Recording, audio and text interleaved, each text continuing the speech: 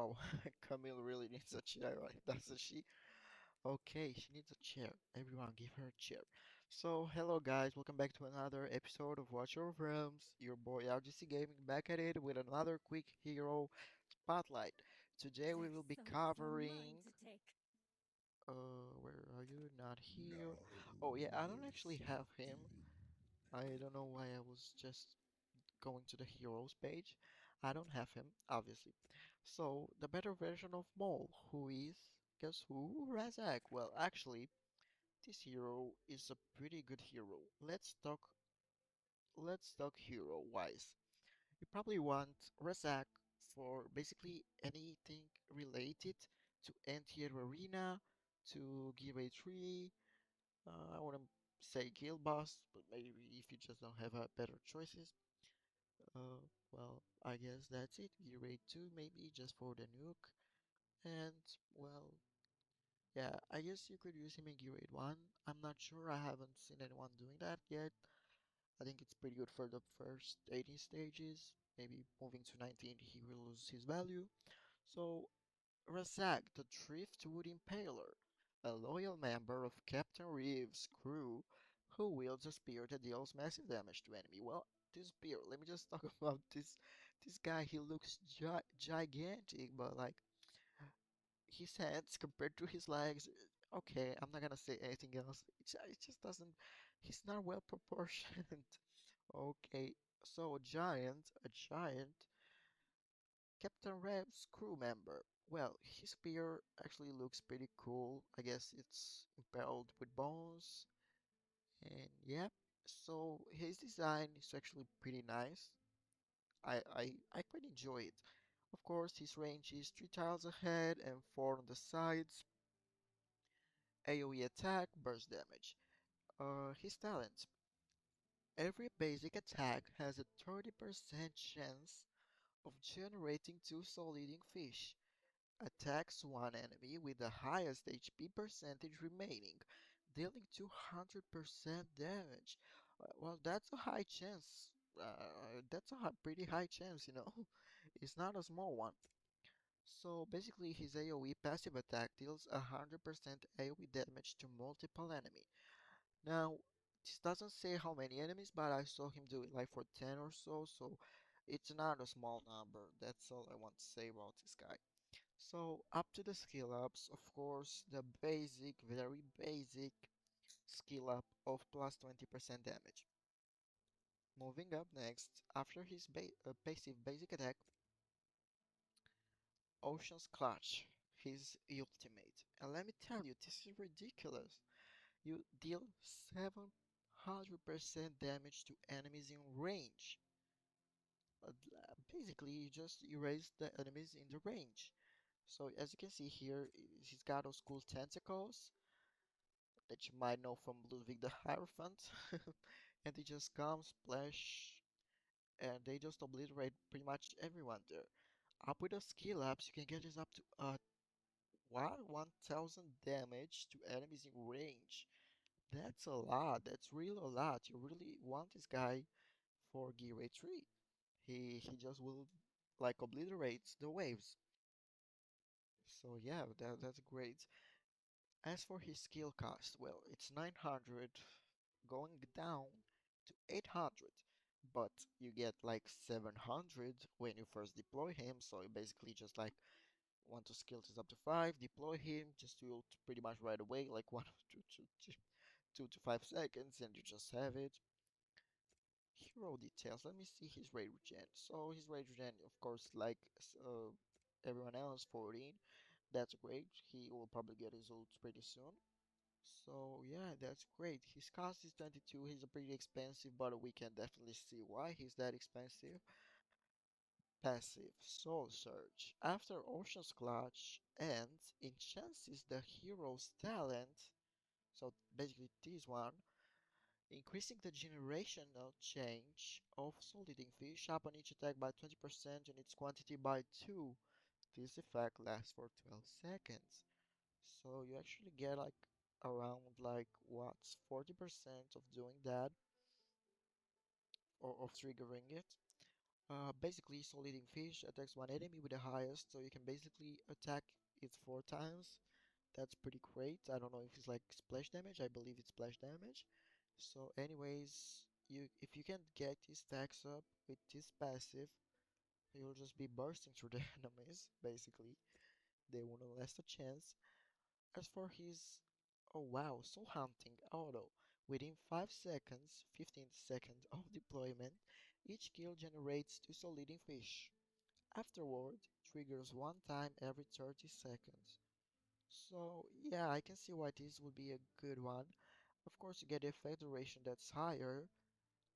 Okay, that's great. So you get like 25 and you can reduce it. So you basically get those soul eating fishes really, really fast.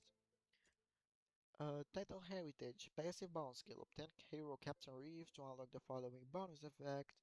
XP experience obtained through battle is increased by 5%. So you might actually think, oh, it's just for like, I don't know, XP rate, I want to scale my team. Actually, you don't. You can use them in normal battles that they give you some potions too, but like the increase is better to be used obviously in the experience rate. So I'm pretty sure this is all of his kit. Let me just see the hero details. So he's let me just do that. Oh, so he actually gains 4 tiles up ahead too with his maximum promotions. That's that's obviously very good. So for his basic attributes, yeah, as you can see, he has a pretty good attack. I wouldn't say it's the best. We could probably they could have probably, but of course, like it's 1,000 times 4,000. That's like what? So he just does like four. Wow, he does like a lot with his ultimate because you just have to multiply 4,000 by 1,000. There you have it, a lot of damage. Of course, doesn't really need it because he just doesn't really need 1,000. You can like even 700 is pretty okay for these guys. Yeah, definitely massive nuker, great for gear 3 later stages. Obviously, you want him in your team. Defense pretty low, that's pretty okay. Basic for marksman, magic resistance a little bit higher. That's basically fairly the same for everyone. As for his attributes, he has a pretty high attack interval, which I don't really like, but you can get it up with attack speed. So yeah, that's great. Healing effect, rage regen. So yeah, pretty much this is his kit for the first look. Obviously, his awakenings are pretty much busted if you can get him. For every kill, soul hunting duration lasts plus 2 seconds. Okay, this might not be great, but a soul eating fish just like does so much damage to that one target that she'll just get obliterated. And if you have special more duration to it, obviously you're just gonna blast through them. Attack plus 5%. This is a very nice awakening too. Soul eating fish will inflict slow. And let me tell you, this slow. This slow isn't a low one, it's 50%. So yeah, you definitely want to take this up. Even though Soul Eating Fish, I'm pretty sure it just attacks one enemy. It would have been nice for his awakenings as he's a legendary hero. I would have put a more slow onto him and just like maybe one every 10 or 12 attacks he just like slows AoE. But I guess that's fine, it's a good awakening. Crit rate plus 8%. So if you just know that you're gonna take this guy to awaken 5, don't mind giving him 92% crit rate because you just get an extra 8% from here. Ocean's Clutch has a 25% chance of triggering 2 times. This, let me tell you, if you can get this awakening, it's a pretty slow chance. It's a pretty low chance. So basically, yeah, I don't see how that will help you. Maybe, I don't know, maybe in gear rate 3, but that's still a low amount. And if you just like put him on side and he barely does it with this double ultimate, I'm not sure you can auto that fight because it's a low chance, and as I think auto battles that don't really just copy exactly what happened, it's about the chances. Even like Dolores' Rage Regen on Awaken 5, so yeah, basically that's it. So for his story, I'll just read through the first 2 paragraphs so we can get a good idea of what he is. He answers to Reeve and Reeve alone. cut the tongue out of the last man to question him, so he'd be steer clear. Quartermaster aboard Captain Reeves' ship. Yeah, so he's basically like a secondary commander. He answers to Reeve, he's like his subaltern. True, he now resides on one of the most dreaded ships prowling Tia's oceans. Obviously, you can get it. It's Captain Reeves' boat. Life above the sea was never deemed desirable by Razaak the Driftwood Impaler. Sustained by a bottomless desire for revenge, Razaak's hurtling spear has been the last projectile viewed by countless marauders and seafarers alike milliseconds before it splits their skulls in two. Okay, so we can get a skull design from that. Yeah, we can see some skulls. Okay, I'll just read more because it's pretty interesting. An unfathomably ancient creature, Razak spent scores of peaceful centuries residing blissfully in his seafloor village where he was deeply revered for his wisdom and counsel. Oh, we love a character that was smart. While those of his kind are able to hold their breath for hours in the open air, life was idyllic enough to remain incessantly beneath the waves. That makes sense. You know, yeah. When shadows from great ships were first cast upon the seafloor, Razak and his kind were more curious than troubled. What barbarism could have possibly come from land dwellers exploring the beauty of Thea's open waters?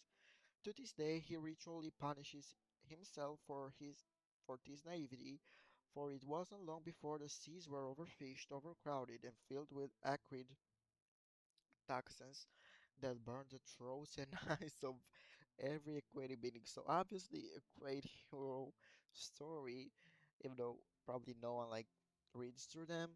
When Razak and his kind attempted to rebel against the defilement of their home, a whaling ship sent an explosive substance to the seafloor capable of detonating underwater. All he'd ever known disintegrated before his eyes.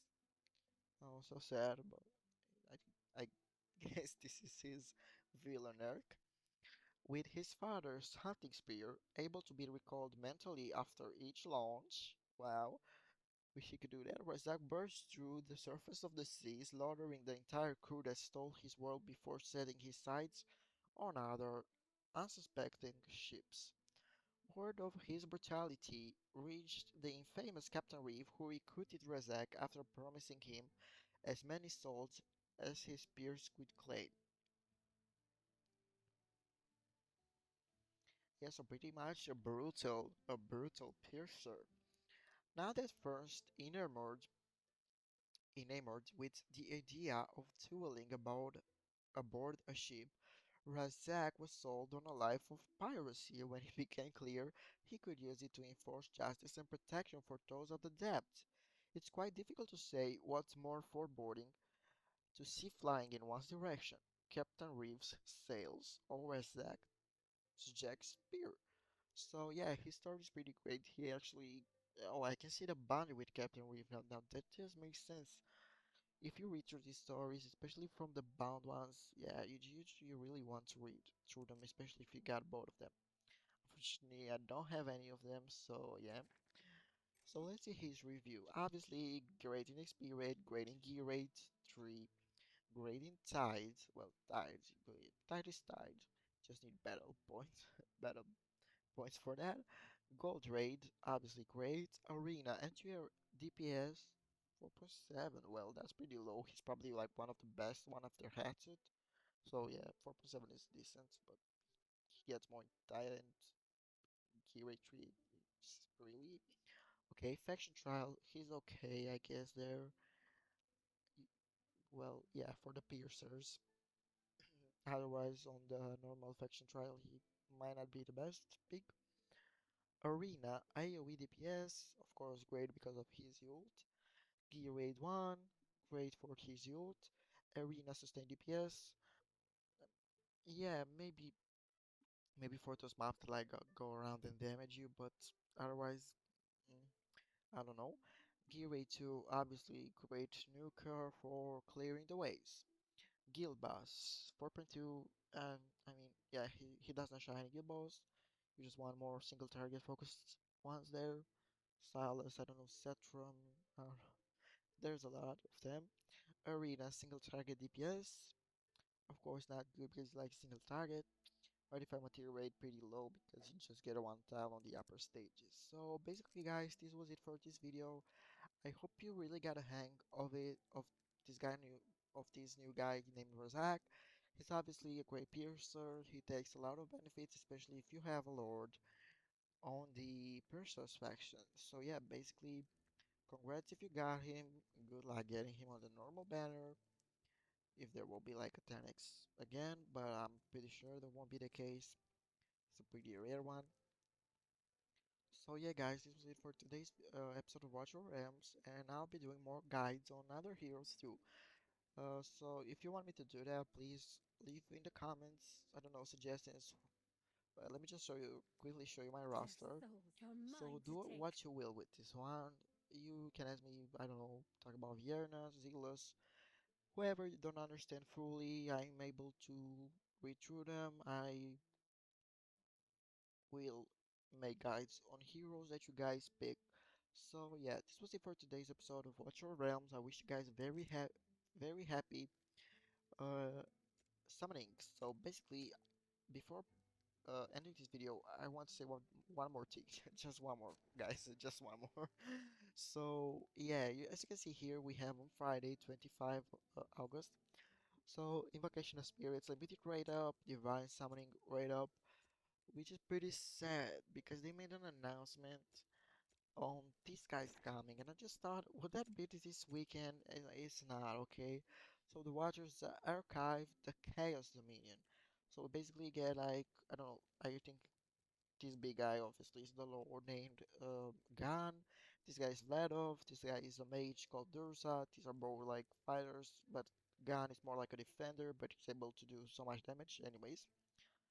So yeah, I kind of thought that this will be brought this weekend as they've made the promotion for this new guild, for this new, well, the Chaos Dominion, like now. I don't know, maybe we'll see them next week. I hope so. So we might actually get our first Ancient Summoning event, which I'm very pleased about. It was about time we got him.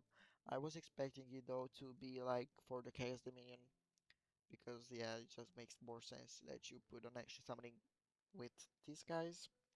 So yeah guys, this was it for today's episode of Virtual Realms.